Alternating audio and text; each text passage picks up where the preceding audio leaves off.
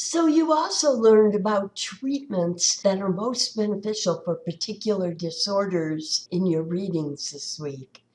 So let's test your learning here. Pause the video here as usual, test your learning, and then resume the video to compare answers. I think what I could do for you here is give you clues that'll make these much easier to remember. So number one is schizophrenia, and the big clue here is antipsychotics. Remember that hallucinations and delusions are psychotic symptoms, and usually what they go with is schizophrenia. Number two is major depression disorder, and the big clue here is antidepressants, right? Now, do know that as a very last resort, you might remember reading about this, if the medications are not working, nothing else is working to get somebody out of depression so they can get out of an institution and back into their life again when these episodes hit. They can opt for ECT, and that is commonly known as shock therapy, right? We don't know why that works with depression, which is a reason why it's kind of controversial, but we do know that it does work.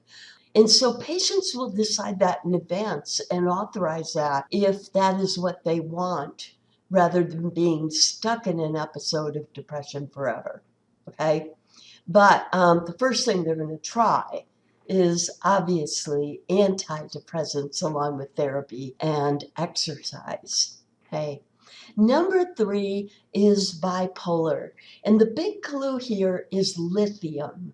So lithium is very commonly used with bipolar disorder. So if you happen to know of somebody who suffers from this disorder, then that would have been a big clue to you there, right?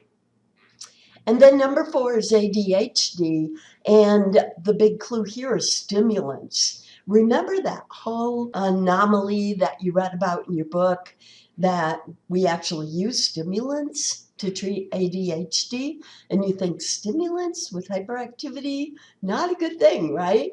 But actually, remember, stimulants stimulate the frontal lobe, and that is involved in planned behavior where you have to think first and impulse control.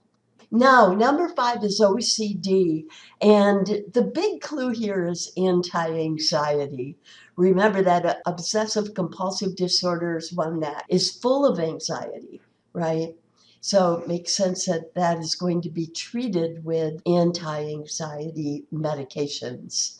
Number six is the autism spectrum. You might recall from our week on installing software in the brain, in other words, learning psychology, that applied behavior analysis, which uses operant conditioning, especially reinforcement, works really well for autism.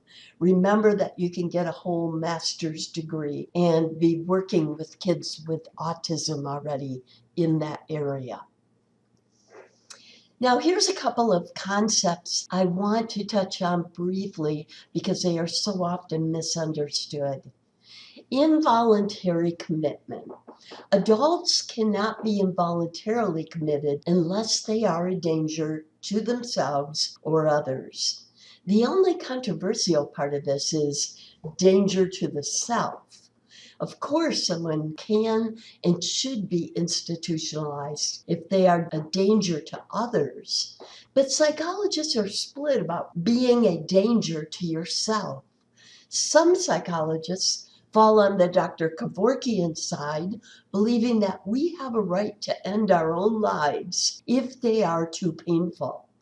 Others believe that individuals who are a danger to themselves are unable to give informed consent, even if that is what they say they want. So you can guess that when there is a controversy like this, the APA is going to fall on the conservative side. Thus, one can become involuntarily committed if they are a danger to themselves. Now, there is a false stereotype that people who are mentally ill are a danger to others. This is not true. Once you control for substance abuse and poverty, you will see that they, in fact, are the indicators. In other words, once you control for these, mentally ill people are no greater danger to others than those who are not mentally ill. But this stereotype is strong, and it is often reinforced and perpetuated in society.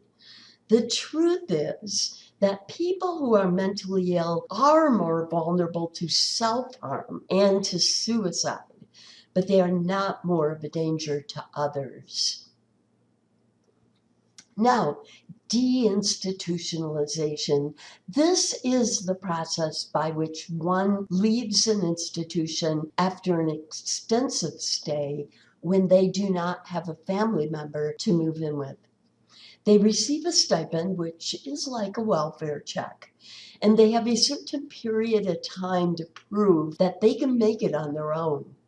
This process is so often misunderstood that we have a film about this coming up next in this class.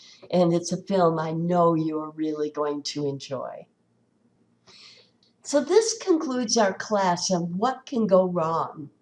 You're reading one more part of online learning this week, exploring treatments more thoroughly, and you're doing the quiz by Monday night for that part.